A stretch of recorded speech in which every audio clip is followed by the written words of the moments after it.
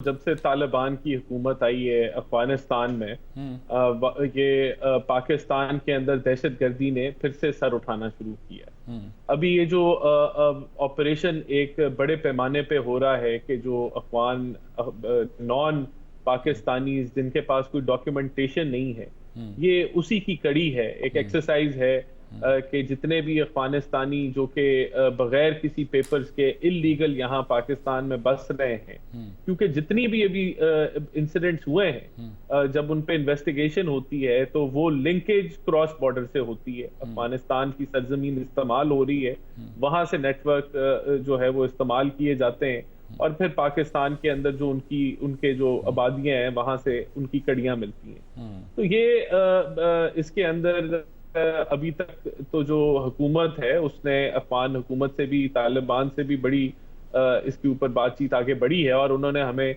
यकीन दहानी दिलाई है और वहां भी पकड़ दकड़ जो टीटीपी के जो लोग हैं उनकी हुई है। तो अब ये देखें, ये एक पूरी एक एक्सरसाइज जो हो रही है कि वापस जो लोगों को भेजा जा रहा है, ये भी एक वही एफर्ट है कि किसी तरीके से हम इसको काबू किया जाए। लेकिन मैं ये आपको जरूर बताऊंगा कि जो नंबर्स थे 2013 के अंदर तकरीबन लगभग 2500 इंसिडेंट्स होते थे दहशतगर्दी के एक साल के अंदर, और हमने 5 सालों के अंदर 2 बड़े ऑपरेशन किए, ज़रबुल अज़्ज़ किया और रद्दुल फसाद किया।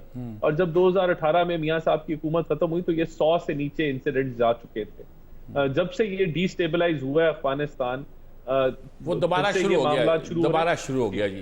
ये ठीक स्पॉन्सरशिप डेफिनेटली, ये पैसा उनको कौन स्पॉन्सर कर रहा है, वो हमारा हमसाया इंडिया भी हो सकता है।